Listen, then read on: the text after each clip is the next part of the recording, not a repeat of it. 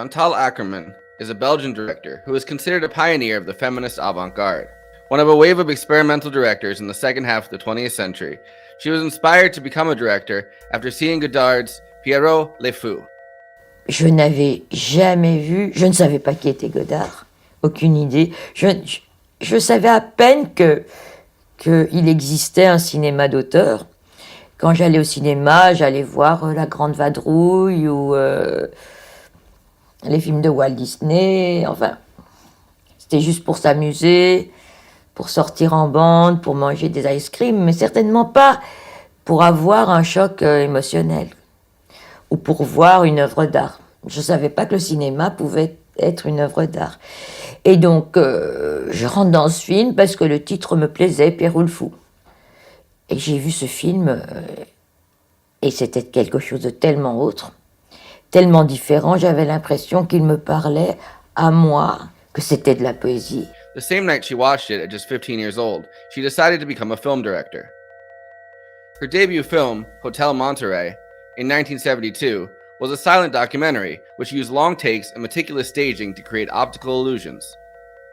Her first critically acclaimed film, J'ai tu il elle, in 1974, is a drawn-out story of a young girl beginning with So I Left.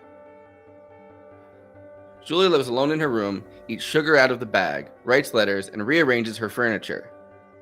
She then leaves and hitchhikes with a man who takes her to a bar, monologues about his life, and she gives him a handjob. In the final third of the film, Julie visits an ex-girlfriend who tells her she must leave in the morning, and then they make love for 15 minutes. Julie then leaves, bringing the film around full circle. Tonight, though, we are talking about Jeanne Dielman, 23, Quai du Commerce, 1420, Bruxelles. This is Chantal Akerman's most famous and acclaimed film, often topping the list of some of the greatest films of all time. Here, Claire Atherton, Chantal's editor, explains some of the subjects broached in Jeanne Dielman. And so she thought that she would just film this woman for 3 days. 3 days of the life of a woman, and she didn't know much more. And it's while doing it, and even after, that she realized all the subjects that it crosses, this film. And I think that's why it's so strong, and that's why even when you're 12 years old, you feel things. It's because it's very, very full of many, many paths.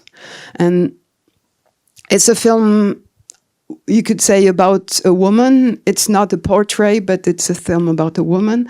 It's a film about anguish also, about how you fight against it and how you build the time to have things to do, to not to be swollen by anguish.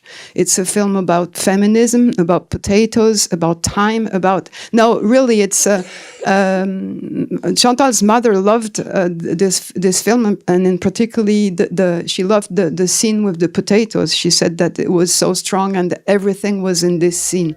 Chantal cast Delphine Seyrig, known as a glamorous feminist director and actress, to play Jeanne Dielman, a widow and mother. The film follows 3 days in her life. Jeanne's life is extremely organized into a routine. Si vous voulez, elle a organisé son temps de manière à ne pas laisser de trou. Et au bout de à la fin de la deuxième journée, tout cet univers très organisé va commencer insidieusement à se dérégler. Et à ce moment-là, il y aura un trou dans son horaire qui laissera place à l'angoisse. À la réflexion. It was filmed over the course of 5 weeks with a crew of all women, which Chantal later said was a disaster because she didn't pick the women and anyone who wanted to join the crew could. It was paid for with a grant of $100,000 from the Belgian government. Chantal's mother, with whom she was extremely close, even committing suicide a year after her mother died, said this was her favorite film that her daughter made.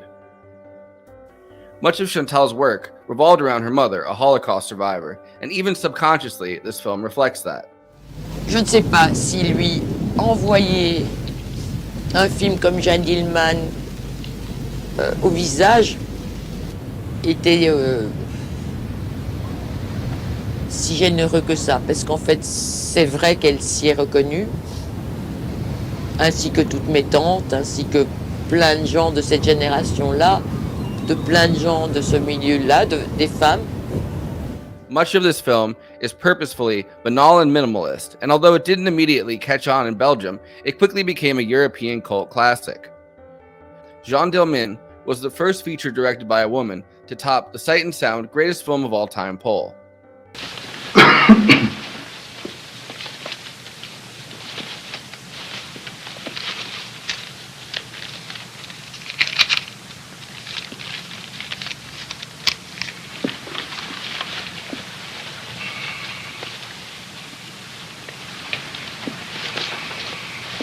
Alors, à la semaine prochaine.